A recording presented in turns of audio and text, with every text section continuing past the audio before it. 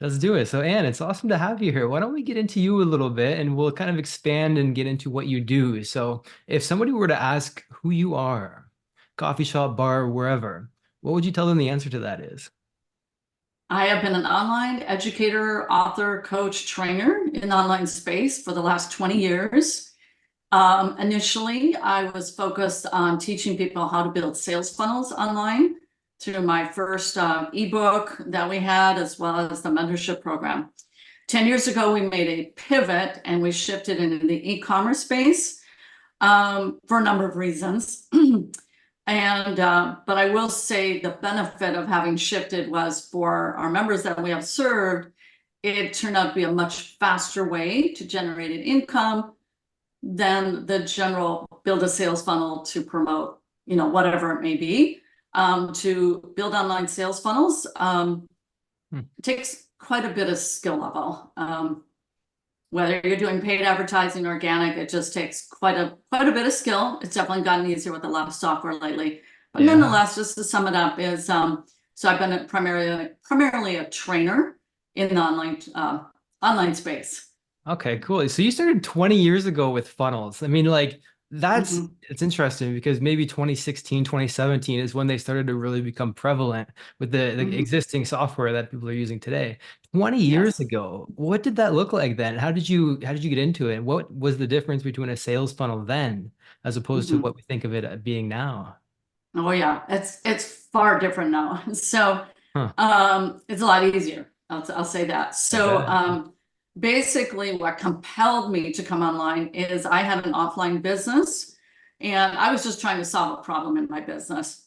It's in fact it's just been a whole series of problem solving exercises my entire journey. But I was doing an offline network marketing company. So if people want to know what that is, think of Amway, things like that.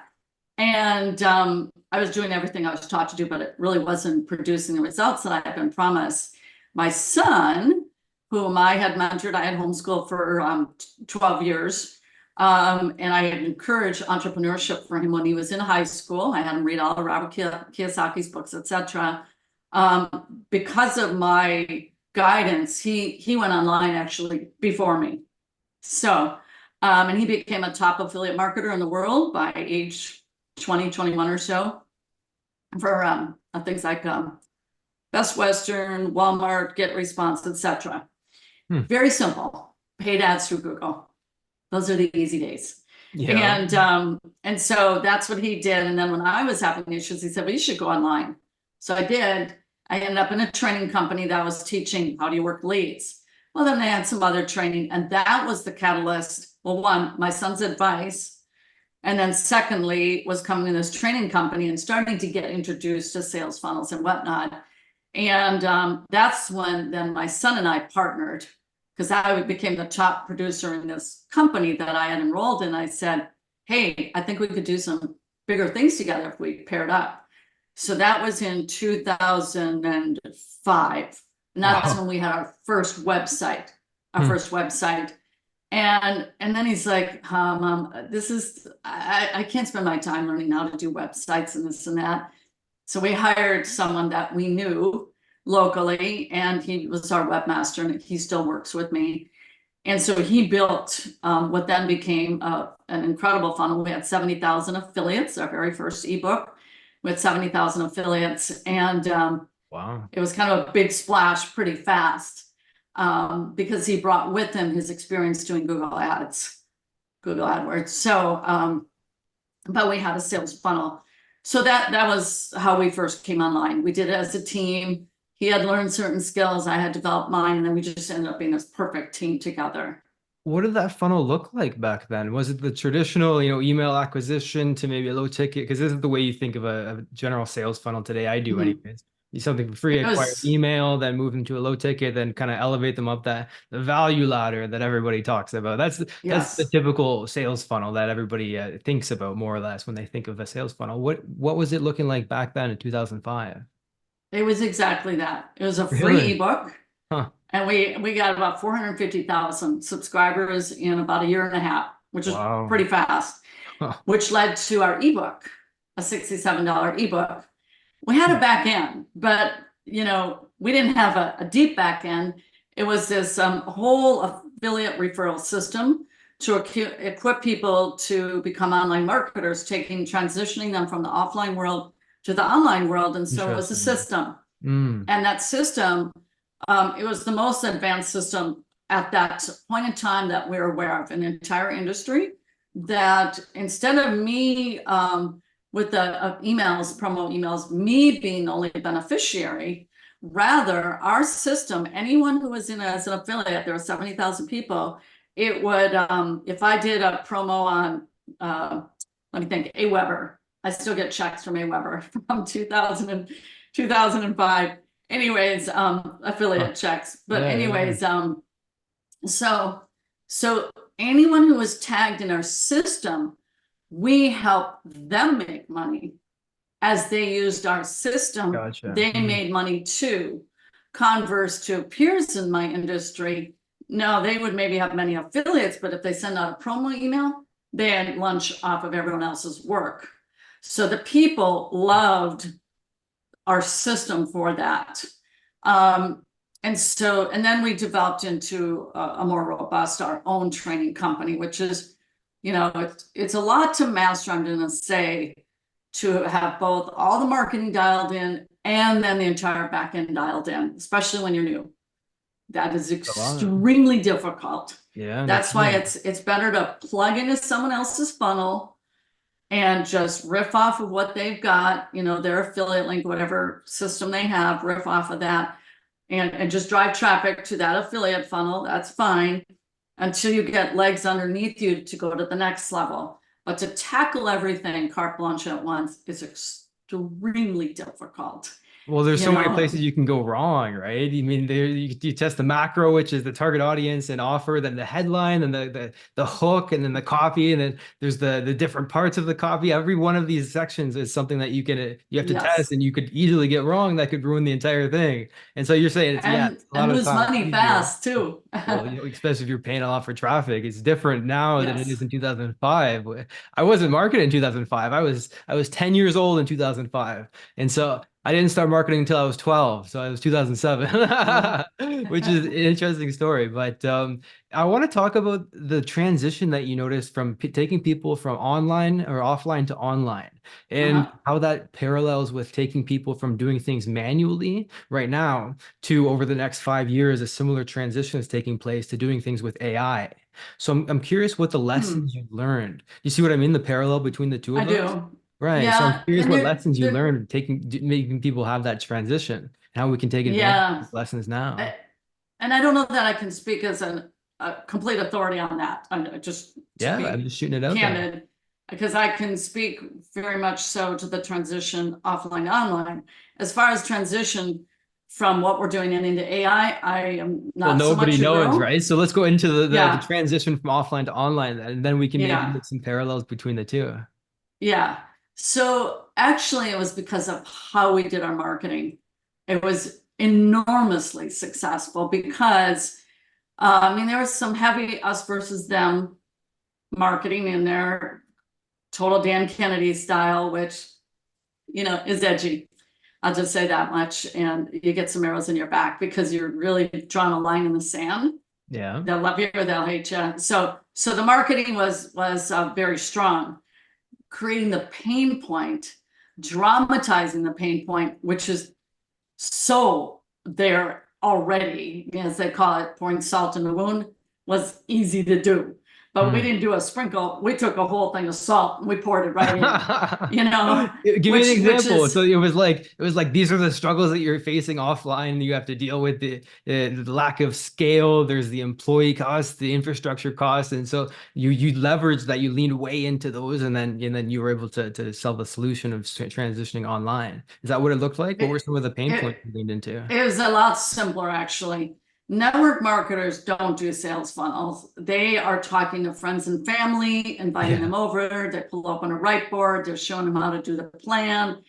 And people hated it then, and I hate it even more now. Like, wait, wait, whoa. You are not going to be trying to sell me your little gig. There's just not much tolerance for it. This whole thing, you recruit people. This, Yeah. are Yeah. you familiar with what I'm talking Oh, of about? course. Yeah, Recruiting yeah, people. yeah. Oh, Yeah, I did yeah. it. I was there. I Oh, learned a okay. lot of So you know, lessons. Didn't make any damn money when I was that's right. 18. But I was like, all right. So I tried it out. I learned a lot of marketing lessons, a lot of business lessons, but didn't make any money out of it. Still glad I did it though, because there was a lot of lessons learned there. So it was There's a a ton of learning beginning. lessons. Yeah. Yeah, and my son did the same because I had done home parties a lot. I did a whole ton of them. I actually really enjoyed it. They would sell easily because you just show your stuff and you'd sell. But when it took to this whole nother level of now I'm going to build a team and have duplication and legs under me, and if I build this team, huh, I mean, they had $109,000 a year just by following their plan. Not not. Yeah. And the fact is, most fail. So it was really just telling them, hey, exciting news. You don't have to go knocking on doors or calling your friends and pestering them. I'm going to show you how to take this online. I'm going to teach you how to position yourself. My book is called The Renegade Network Marketer. I'm no longer selling it, but we did 4 million in sales with that ebook, our first Wow. ever paid ebook. So it Huh. was a free that led to that. It was 4.1 million in sales. I mean, it created a splash, and it was kind of a forerunner in my niche. But anyways, I was like, no, this is totally different. You set yourself up, you're going to be the whatever expertise that you would have. And that was a little bit of a challenge. Am I the email person? Am I the blogging person? What am I exactly? Am I the health seminar person? Interesting. Hmm. So then you build a funnel. But all they knew was, yay, I am so sick and tired of hitting on friends and family. That's what drove them in. The other part is I'm about asset building. Like, sorry, but your MLM, I'm sorry to tell you, honey, it's not an asset. Your downline, that's the asset that belongs to that MLM. And you send out an email to them that's not fitting in with their rules, and they can shut you down. And oh, how much was that you were making now? Yeah, well, you're gone. So it's kind of like teaching them a whole new world view. Here, as an MLMer, you're just, hey, you're this represent, you're a rep, but you don't really own anything. You think that's your list? Honey, that's not your list. So I taught them, no, you're going to own a list. And when you own a list, because I Hmm. will tell you, we had Google Slap, we had Facebook Slap. We lived off our list for about 7 years, a Wow. team of 10 people Hmm. with no traffic, just Amazing. intermittent. Hmm. So your list is everything. And we wondered you get a following on social media, but man, the list is where it's at, your email list. So That's so that's what right. I taught. Damn It right. still is, because, oh, TikTok, that's going through the, through the government, and you know what I'm saying? There's all that drama behind it. I'm like, yeah, those things happen in the real world, boys and girls, where I've had it. I've been slapped around, and you go, whew, I'm glad I have my list. And those things happen, and they will still happen. Look at Twitter, how much that's changed. That's just the world we live in. So you better, be ready. You better be ready and not be blindsided. So I was very much about empowerment. Hmm. MLM is, yeah, you can make some money. You can also lose it very quickly. So, so the transition, that one is easy, and I mean, I know several made millions of dollars as a result of just getting that information, then moving forward. Okay, by making the transition to coming online. And I'm just going to say it too. What a godsend when COVID came along. Ain't going to affect us, my staff. And yeah, no, you're not going to go through this crazy requirement stuff going on. You work from home. You work from home. And you got the And list, baby, and you tapped into that pain and you leveraged the ongoing world events with the existing lists that you had. Do you still have the same list from 2005 that you started building then? Are you still in contact with those no, people? Why not? no, well, that's a very good question. So basically, I kind of burnt it out when I then transitioned 10 years ago into teaching e-commerce. But it's okay. The list served I see. I moved Hmm. a ton of people over, because I didn't even have ads running when I was able to make that transition. It just the people came pouring in. Ann's telling us to go this way. We're coming in, and they did. So it has, if I would have I ran out of bandwidth to be able to keep emailing them every day. with a message that wasn't all my new world of teaching e-commerce. They didn't want to hear I it, so see, they right. tuned out. I dragged it along. I moved it over to, I can't remember the different, I moved it from Get Response to Market Hero, I think it was. And all with good intentions to keep that list alive. But I never had enough bandwidth, because when I create a community and the whole, it's a big deal. I don't do like substandard, like quick little funnel and a little offer. It's big, and beefy and robust. So I just couldn't, which is Yeah, I get sad. it, dude. No, it's 100% get it. You made the classic marketing branding mistake where you're known for something. Like it reminds me of Coca-Cola, and they made new Coke, and all of a sudden there was like nobody liked the new Coke, even though it objectively tasted better. They changed it. It's like Honda. I learned this in the book Positioning by Al Reese and Jack Tro. Great book. Honda in Japan is known, or at least was known, as a motorcycle company. And so they're known as a motorcycle company. Nobody in Japan wanted to buy a car from a motorcycle company. And Mhm. so you Yeah, owned the, right? And so that's why they had to come to the States and brand themselves as a car company, not a motorcycle yeah, company. You branded yeah. yourself and people knew you. You had the real estate in the minds of the customers as Mhm. the MLM, affiliate Right. marketing building business type. And then when you shifted Mhm. over to e-commerce, there was a confusion there. And so that's where Yes, that chafing that you're talking about happens. yes, Interesting, right? What other it's lessons did you learn shaping. from that? Yeah. Well, yeah, because in a sense, I'm at a similar corner road. We've had our 10-year anniversary, and the thing is, if you want a long-lasting brand that will supersede these, then you have to really have a long arc Yes. that you don't necessarily know of. Like this was a True. course correction that was made out of necessity, because one, we were starting to get into offers that I'm like, oh, this offer is not my identity and my brand. This feels Interesting. gross, disgusting. Yeah. I'm trying to feed my team. And then along came an offer that I was comfortable with. And it's really important that you have that sense of moral alignment, because if you don't, you're going to end up kind of subverting your actions anyways by default, Yeah. in which I broke out in hives, not hives, I'm sorry, shingles I've never had in my life, Hmm. when it was this offer that I was just Fascinating. like, Wow. oh, this is not, no, no, no, no. It was like organ rejection, kind of this sentiment. And then along came a Hmm. solution that was just the action, totally perfect, because it was an MLM that taught e-commerce. Perfect. Ah, Still interesting. maintaining the MLM, Hmm. but it was learning how to do e-commerce. And so I became the top producer of that MLM, won a fancy car and whatever, and because I had this very loyal following. But I have a new list through what I've been doing in the last 10 years. The list building hasn't been as prolific back in the good old days. That Yeah. was a special Pivot. time. It Yeah. was easier. I'm just going to say it was easier. But so I have a loyal following now, and I am becoming aware of what is that longer arc.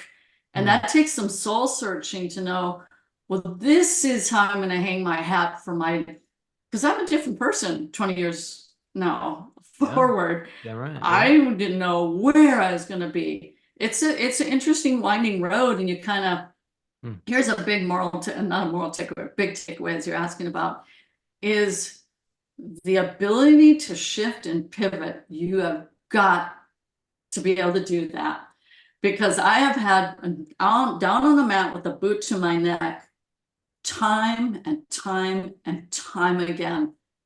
You don't even want to know, because um, it's quite challenging, but man, I've done a lot of it, and it's painful and it's hard.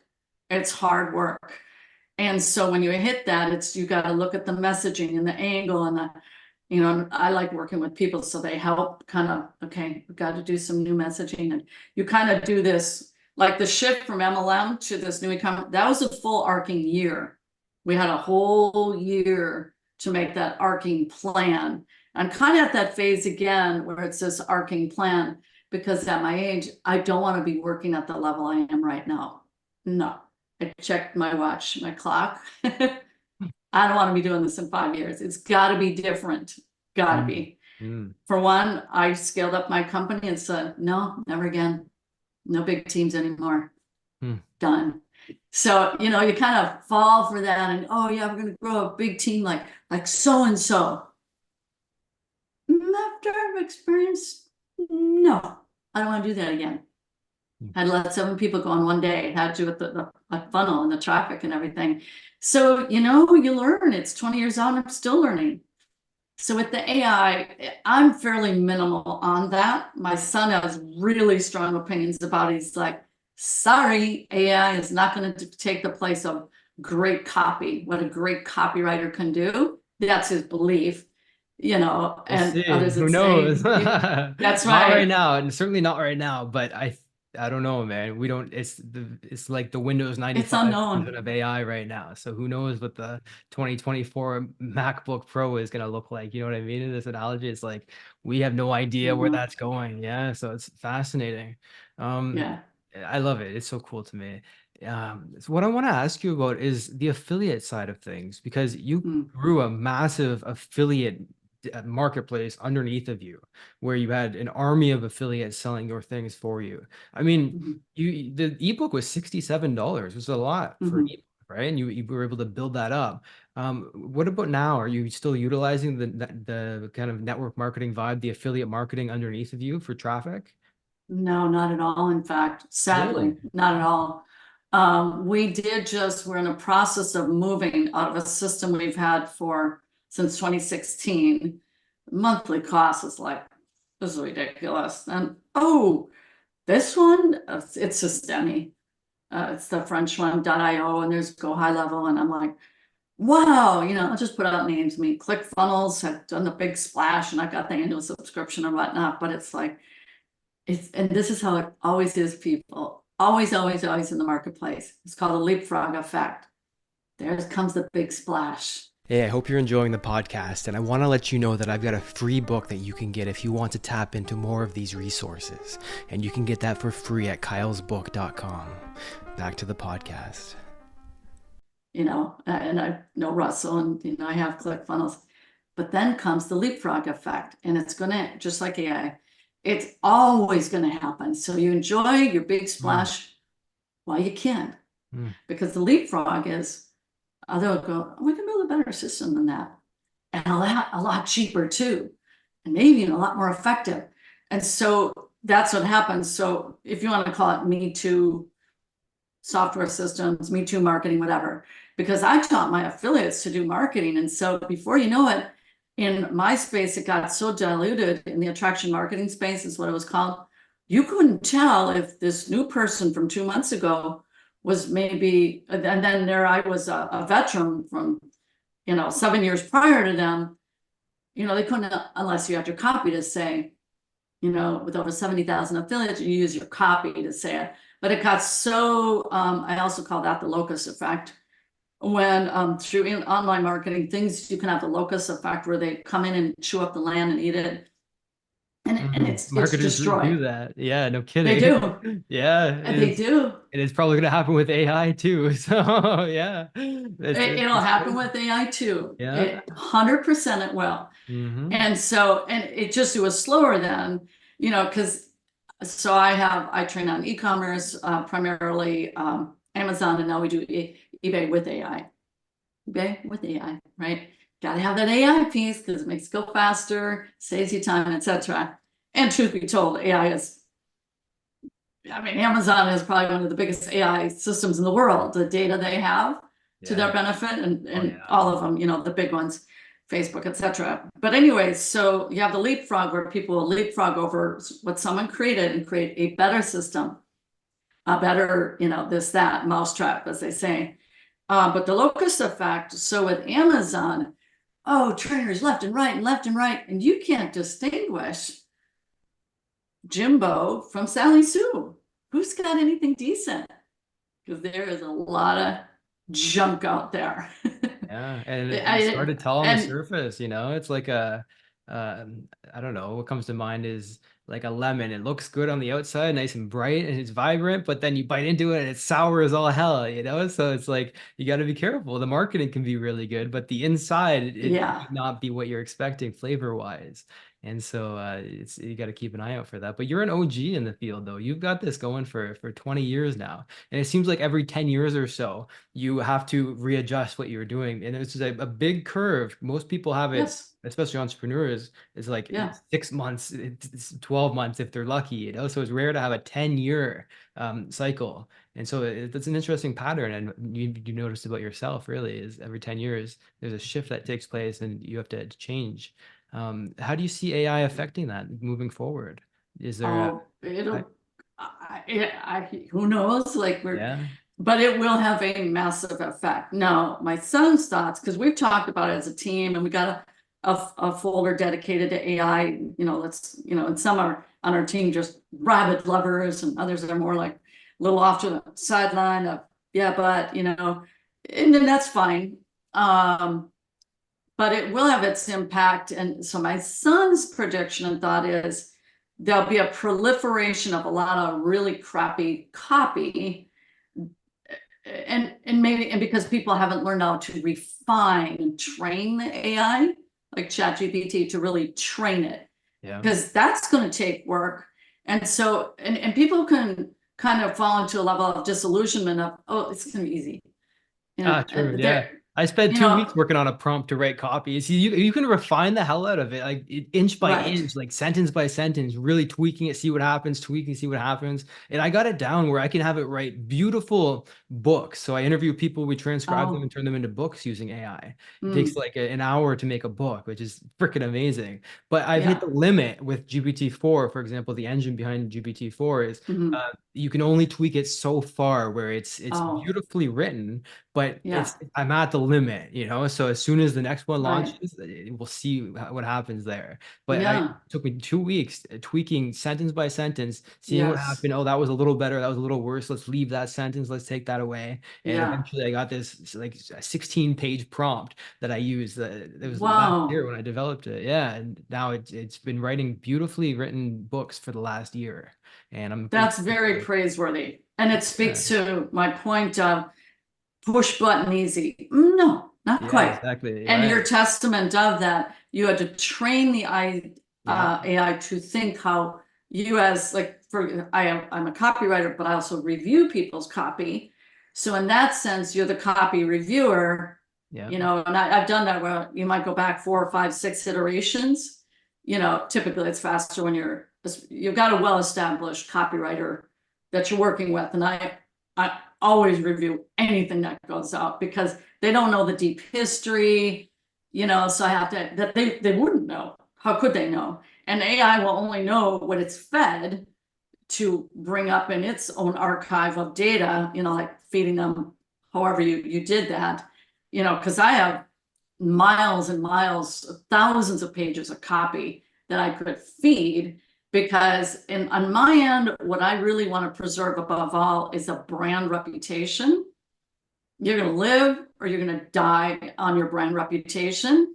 I just did a Facebook Live, and it's someone who had worked with me like 12, 15 years ago. Now he's back working with us. He said, yeah, when you came out with your eBay mastermind, I knew it was going to be top drawer quality because that's just your brand. Hmm. And so for me, for 20 years, like you have to be really clear on the value of your brand, because that's the ultimate currency that you have, so that your brand represents something in the marketplace. And that's why I can't tolerate substandards. They're like,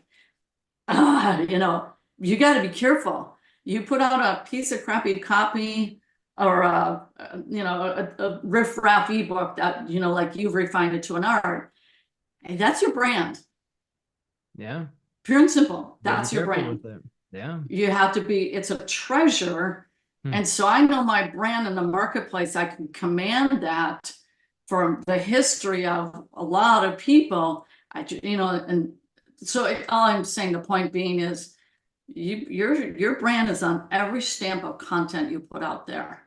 So make it good. Hmm. And when you Interesting. just do silly riffraff, like you know, we have far more mature taste now in the marketplace. You can't dupe people like Mm, they're far more discerning because the online space, COVID being an accelerator to that, they're sent home and then they're like, hey, they're having me do this work from home and I'm working for IBM or whatever they're working for.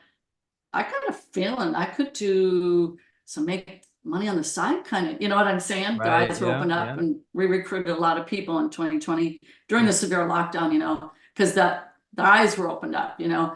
But all I'm saying is, you know, marketing methods can tire quickly when they're mass taught. Mm, Here's the formula for doing reels. A formula. Well, I like formulas too. I like blueprints. But be aware when those are taught en masse, before you know it, what happens at a subconscious level for people is they start to tune you out. yeah.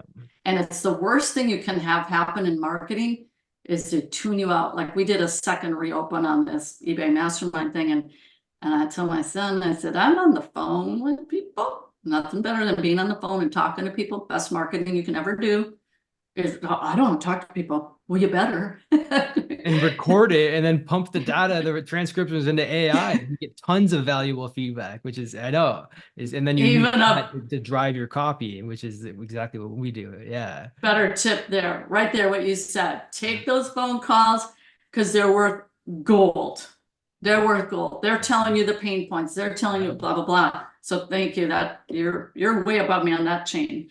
But I'll just say, oh, just that the marketplace can tire far more quickly than it did in Mm. terms of a blueprint that you're a proven blueprint, which I teach proven blueprints. We do through Amazon and eBay. But just in marketing, I will say, because marketing reaches the masses. What you're doing in your back end isn't the masses, you know. But you see that when courses go wild, like what we had with ours, then you get kind of this locus effect and things will tire more quickly in the marketplace. Yeah, you're And seeing it then you right get now what's with called the, webinars.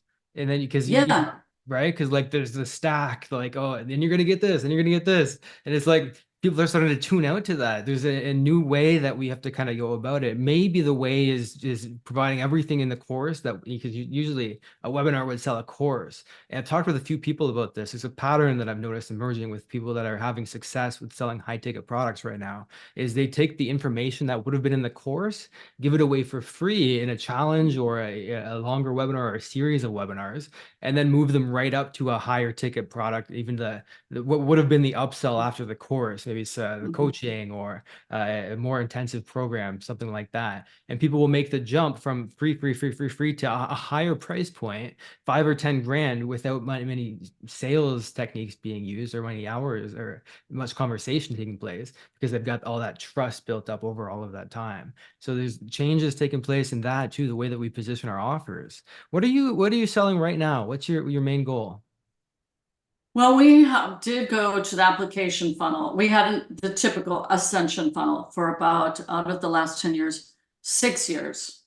And it was dialed in. I mean, we Mm, had live mm, events up to 14 a year. We were doing trips to China. So mm, that was the ascension funnel. Then we ran into then the Facebook ads, you know, and our ads weren't converting anymore. And then I get into a call with Todd Brown, it was, and someone had said, you should check out XYZ. I opted into his free ebook. Somehow ended up in a consultation. I thought the ebook thing, I was like, yeah, no, we've done that. We didn't need that. But I got in a consultation. He says, you should take your 3K offer and make that a front end application funnel. I'm mm. like, yeah, I should. Now that's a completely different kind of funnel. And it took us about 4 months to get that thing to convert. What did it look like? You What's know, what's converting? it was a 4997. Basically, they came in through you know, standard VSL. And in fact, well, I will tell you, the first test was free training. Click here to get more free training. Man, didn't work. Yeah. Then it went from training, book a call, more of Mm, the true application funnel style. Now that can wear out too. We're still doing that 4 years later. But book a call and an application funnel requires completely different approach, tools, systems, teams, etc., mm. as opposed to the ascension funnel. But then, so I had a new copywriter at that time, and he wrote the hooks and everything. man, we put that thing out. It's amazing. My son's my videographer. He came from Mexico. He was living there when the COVID broke out, but he came and we did the recording. And as soon as it went live, bam, it started converting immediately, Wow. which Mm. was really cool. And we're like, oh, after 4 months, up to Yeah, because you every never single know. day.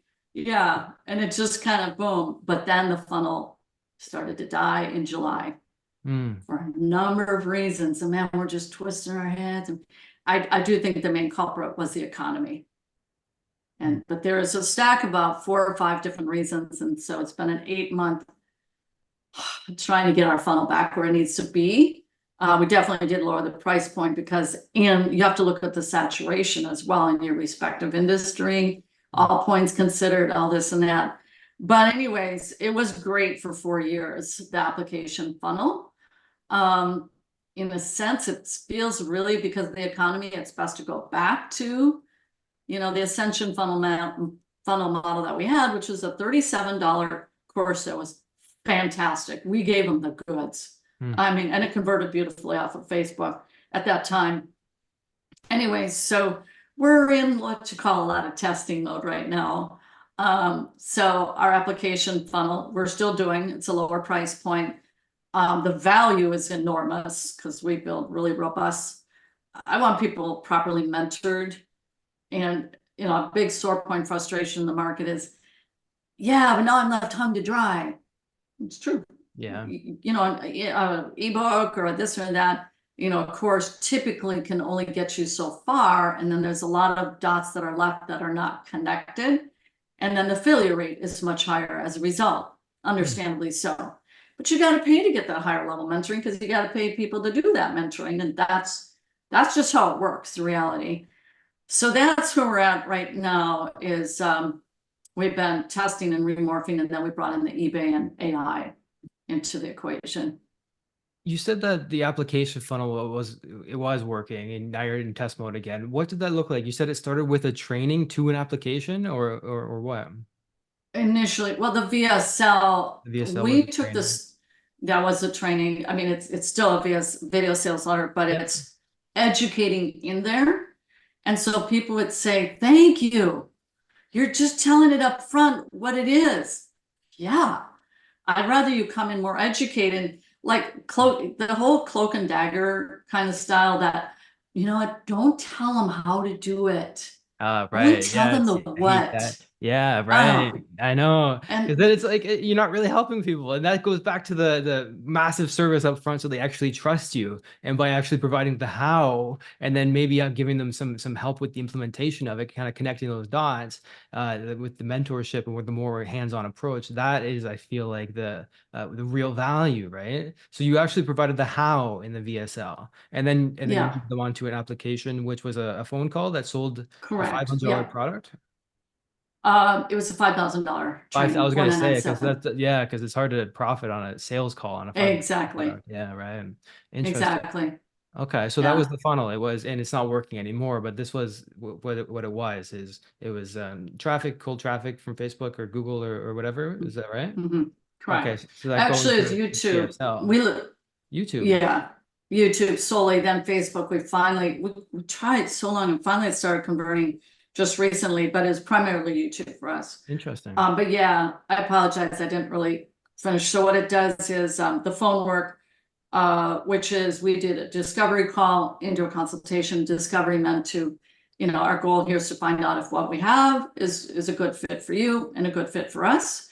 Because this is a mentoring program and we want to make sure that this is going to create a win-win working relationship, as we'll be putting our heart and soul into helping you become successful. So you have this conversation and either they're qualified to go on to the consult or they're not, kind of a deal.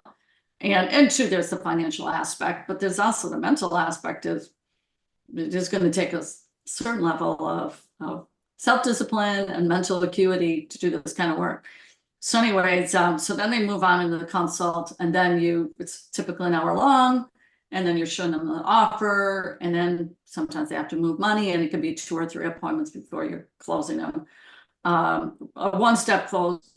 We didn't do the big heavy I could call it strong arm twisting. I attract mostly women, and they really detest the typical kind of sales call. If a woman senses in any way they're being manipulated, Mm. it's Women are more and I acute to that. They're definitely more sensitive to that because the way women interact with each other in the negative way, like the gossiping in high school, whereas men are more physical when it comes to confrontation, but the women are very manipulative when it comes to really getting behind somebody's psyche and twisting. So the women you're saying are more sensitive and are able to catch if you're being manipulative on the sales call as opposed to yeah, a they guy, don't tolerate it. which is Yeah, fascinating. Mm. they're Interesting. more buyer resistant. And then I will say I have the unique advantage, most of my competition is young men. So it's like I get to have the differentiation Mm. factor big time. And an older female, if you will, that I have a family. So I have trust just for that alone, which gives me a massive market advantage. Mm. Just the uniqueness of the situation that where I find myself, it's like, well, that's fine, that works for me. Because overall, online marketing in the past is more of young guys. It just is, they're taken with it and they learn it fast. I'm not saying women don't. Women are definitely coming into their own with that. And I came in way back, and so it's like, oh, and her son's with her too. Well, she wouldn't be a con artist ripoff. Because Ah. I will tell Mhm. you, in the e-commerce training space, the worst one is that the done for you. I have so many people, they put down 30K, 40, 50K. And it was just, I hate to call it a scam and a ripoff. I hate using those words, they're so trite. But here's what I think is going on. They wanted to do this big offer. They went through Joe Blow's training and this and that, and I'm the big man, I'm going to do all this. And what happens is they're not a good operator. They might be a good marketer. Mm. That's Mhm. great. You can be a great marketer. There's plenty of them out there. It's a whole another thing to be a good operator and actually deliver on what you promised. And the stakes are high when it's a done for you. We don't do done for you. The stakes are really high. And so there's we get so many people. I put down 30K. I'm like, okay. That's like having a business partner. How well do you know this person? But it's too late. They've already spent it. The money's gone. That seems like that's predominant, but that's only because I get these bad stories that wash up on our shores. But it's just like, man, you better be really good if you're going to be that ballsy to do a done for you offer. You better really be good, because to set up someone's whole store and then do that, it's a ton of work. And yeah, I can see why it would cost that price point. And I'm like, ooh, I'm an educator, so it doesn't fit my philosophy anyways. But all I'm saying is that failure rate, I think often in the online world is they don't have a solid operating team in place to deliver on the promise. Mm. And then it pisses you off because then it's like, oh, if only that money would have went to me. If only I had met you 2 years earlier, then we could have actually served you, and then the profit would have been in our pocket. I see it, man, and it pisses me off. And then the client's more hesitant to do business with you because they were burned in the past, and so that's a double-edged sword that's biting you. And it sucks, Yeah, right? I get it. Um, yeah. so you've learned so much over the last 20 years. What do you think the most impactful lessons are that you could share? That maybe patterns that you've noticed in terms of what's worked, what doesn't work. Hmm. What's a question I should be asking, but I'm not asking? If I were to look at the biggest point of failures that I've had, and I call it the boyfriend effect or something that I called it to my team, was feeling like I needed someone else, because my son had been my partner for a number of years, 10 years, and then he left. He was gone for 6 years, and then he came back. And like feeling like I couldn't do it. Hmm. And so I get a boyfriend, is what I called it. And my team would go, okay, she's going to work with so and so. And it didn't work. Okay. And then this one. And it was a string of boyfriends of finding a business partner that would work. And finally, the team is like, Ann, you don't need any of them. What are and Hmm. I'm going to say this, man, one of the worst things you can do is get into business with someone. In fact, that pain point hit me in 2008. And because a business partner is akin to a marriage, like what happened, it's gonna impact you. So man, you better make a smart decision. So that is something that if you think you're going to get in a business partnership, go get some advice and counsel, get legal advice. Oh, there's another one. This one partner would be for, oh, we don't need attorneys. Well, throw up the red flag. Seriously. And that one was an absolute train wreck with that, because my husband and I remember he said, oh, we don't have to worry about attorneys. Like, it's just a handshake. I wish. Mm, I wish. mm. But in the online space, it's kind of a wild place. It's a little bit wild. And it is an offline too. It's in both Yeah. worlds. But anyway, so that's a big learning lesson. You need to learn how to pivot, because pivot you must. AI, you got to reckon with it. It's just, you've got to have a reckoning. Sounds like that's more in your wheelhouse, that it does have to be reckoned with, because it's here. It's here. And so there's dive in, get used to it, learn. So learning how to pivot, and for me, having a really great team. I like having teams. I'm not really a solopreneur. It's this kind of personality difference, so I'm not saying right or wrong. I like having a team. I like having mastermind calls. I like working with a team of people where we problem solve together. Yes, bigger risk, more mouths to feed, payroll, etc. But I don't like doing a business by myself. I like working with people. I love working with people. And I get a tremendous amount of energy and enjoyment from that. Others are more, they want to be by themselves. There's nothing wrong with that. So follow what is kind of more your personality disposition. Mm. And also another thing, here's the really important one. Reverse engineer what you want your life to look like. Then you won't get pulled into the trap of putting together offers that have you tied in that are nothing remotely close to this lifestyle that you want to have. Mm. Interesting. So know the end outcome. And if it's not lining up, nope, nope, because there is a way to make it happen. It may not be a direct path. And then just inexplicably, there's going to be work. If people feel that they're not going to have to work, then you're smoking or drinking the wrong stuff. You're going to have to work no matter what. At least for the foreseeable future, that's for damn sure. But it's hard because if you see a client that would pay you money for something, but it's not an offer that's aligned with your future, like it's like, what do I turn down the money? I'm not one to turn down money. And so you can see how you start to, kind of How did I get over your way here? there. Yeah. But what you're saying is to keep your eye on where you're going, so that way you can Yes. eventually get there instead of swallowing too much. So it's interesting, man. A fascinating conversation. Anything else you have to add before we kick this off? I'll just say I love entrepreneurship. I believe in entrepreneurs. That's a big part of my philosophy as we're going back to the originations of our country. We were Mm, agrarian, so they're actually more entrepreneurs, business people, farmers. And then we went into the industrial age. Then we went into the information age. And so I love the online space. I do like to be in the offline space, though, to kind of help balance things out. But I just totally love the online space. Yes, it is challenging. You have to morph and twist and move with it. But I'm really grateful that I made that decision mm. 20 years ago when my son said, you should go online. And I would love to know what keywords I typed in, Ha. you know? Yeah. I would love if a video had been, we didn't have smartphones and all that. That'd have been so cool to just go, that's what I typed in that changed, because then ads pop up and the whole thing. Yeah, yeah. The Venus flytraps come up. Anyways, so I just want to encourage people. It can be really rigorous and hard when you hit the knot holes, and I've always found a way to wriggle out of them.